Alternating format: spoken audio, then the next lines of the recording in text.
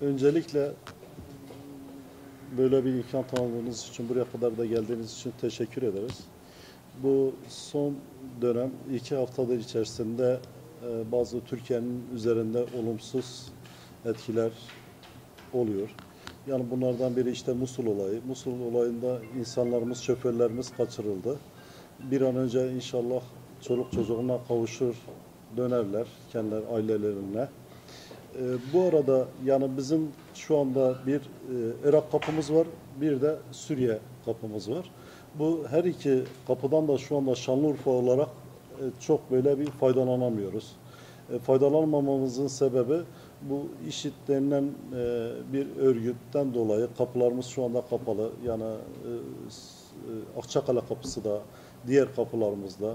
Son dönemde Şanlıurfa'da biliyorsunuz 2013 yılında hakikaten Türkiye'de en yüksek ihracatı yapan, yani diğer illere göre, yani yaptığımız Şanlıurfa oranına göre yüksekiz yani şu anda Türkiye genelinde. Bundan önce timin başkanı da geldi, söyledi, bunu burada açıkladılar.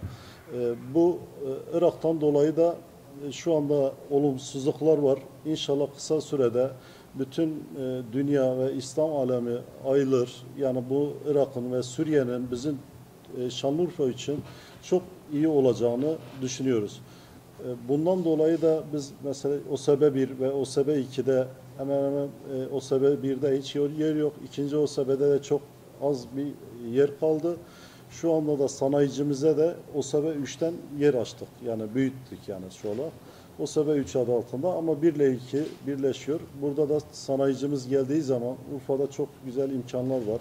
İşte yakın ama bu huzursuzluklar Şanlıurfa'mız için ve Türkiye'miz için iyi değil. Yani inşallah iyi olur diye düşünüyoruz yani.